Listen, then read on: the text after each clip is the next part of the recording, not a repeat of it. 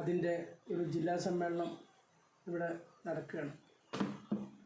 പ്രസ്തുത യോഗത്തിന് സ്വാഗതം പറഞ്ഞ എൻ്റെ പ്രിയ സുഹൃത്തും നമ്മുടെ സംഘടനയുടെ സെക്രട്ടറി കൂടിയായിട്ടുള്ള ബോബീഷ്, അതുപോലെ തന്നെ ഇന്ന് നമ്മുടെ ഈ ജില്ലാ സമ്മേളനം ഉദ്ഘാടനം ചെയ്യാൻ വേണ്ടി ഇന്നലെ തന്നെ മണ്ണാർക്കാട് നിന്ന് യാത്ര തിരിച്ചിട്ട് നമ്മുടെ ജില്ലാ സമ്മേളനം മംഗളമാക്കി തരുവാൻ വേണ്ടി എത്തിയിട്ടുള്ള നമ്മുടെ പ്രിയങ്കരനായിട്ടുള്ള സംസ്ഥാന ജനറൽ സെക്രട്ടറി ആർ രതീഷ് മോൻ, മറ്റു നമ്മുടെ ജില്ലയിൽ തന്നെ അംഗങ്ങളായിട്ടുള്ള നമ്മുടെ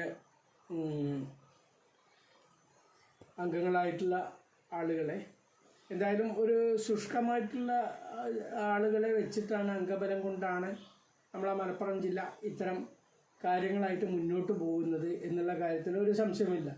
നമ്മുടെ ജനറൽ സെക്രട്ടറിക്ക് തന്നെ അത് ബോധ്യമായിട്ടുള്ളതാണ്. എന്നാൽ കേരളത്തിൽ 14 ജില്ലകളും 12 നമ്മുടെ ജില്ലാ കമ്മിറ്റികളും KFDA ഉള്ള സ്ഥിതിക്ക് അവിടെ ഇന്ന് വരെ ഒരു കോട്ടം ഒരു മലപ്പുറം ജില്ലയിലെ അംഗബലം കുറഞ്ഞതുകൊണ്ട് ഇതുവരെ ഉണ്ടായിട്ടില്ല എന്നുള്ളൊരു കാര്യം നിങ്ങളെ മുന്നിൽ ഞാൻ തുറന്നു പറയാൻ ആഗ്രഹിക്കുകയാണ്.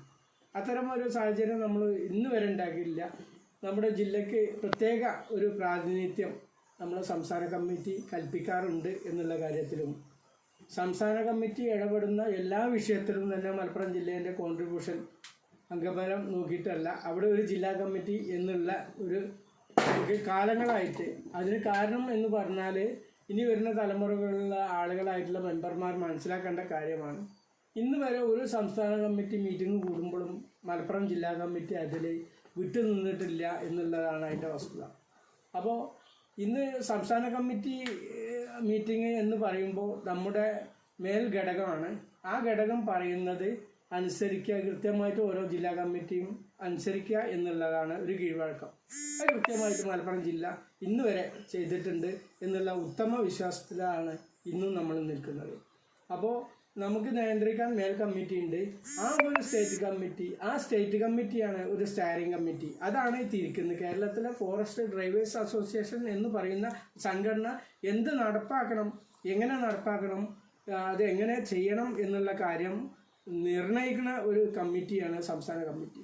ആ സംസ്ഥാന കമ്മിറ്റിയിൽ നമ്മൾ പങ്കെടുത്താൽ മാത്രമാണ് നമുക്ക് താഴെ തട്ടിൽ എന്താണ് സംഘടന ചെയ്യുന്നത്, എന്താണ് സംഘടനയുടെ പ്രവർത്തനം എന്നുള്ള കാര്യം നമുക്ക് അറിയാൻ പറ്റുള്ളൂ. അപ്പോൾ ഇത്തരം കാര്യങ്ങളിലൂടെയാണ് നമ്മൾ ഈ സംഘടന കടന്നു പോകുന്നത്. നമുക്ക് കാരണം സംഘടനാപരമായിട്ട് കുറേ കാലങ്ങളായിട്ട് ഞാൻ സംഘടനാപരമായിട്ട് നേതൃസ്ഥാനത്ത് നിൽക്കുമ്പോഴും എപ്പോഴും ഒരു ഡ്രൈവർമാർക്ക് സംഘടന കൊണ്ട് നടക്കുക എന്നുള്ളത് വളരെ ബുദ്ധിമുട്ടായിട്ടുള്ള ഒരു കാര്യമാണ്.